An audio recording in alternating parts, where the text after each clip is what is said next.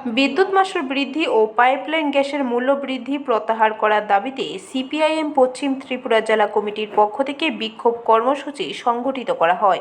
বিক্ষোভ কর্মসূচি হয় রাজধানীর ভুতুরিয়া বিদ্যুৎ নিগম কার্যালয়ের সামনে। উপস্থিত ছিলেন প্রাক্তন বিদ্যুৎ মন্ত্রী মানিক দে।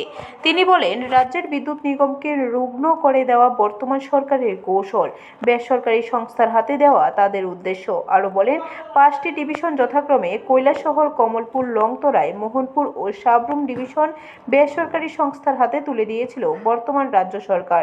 তারপর লক্ষ্য করা গেছে, কৈলাসহর ডিভিশন গ্রাহকদের কাছ থেকে অর্থ আদায় করে চম্পট দিয়েছে, কিন্তু তাদের বিরুদ্ধে কোনো রকম মামলা হয়নি বলে অভিযোগ তুলেন তিনি।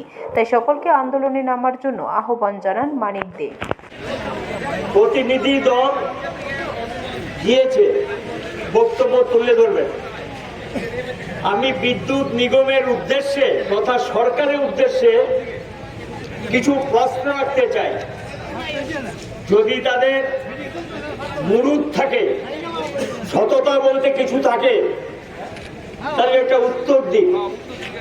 কি করে এই দামটা বাড়িয়ে মানুষের মাথার উপর কুপি পড়াচ্ছে, এই প্রশ্নগুলো সরকারের উদ্দেশ্যে রাখতে চাই।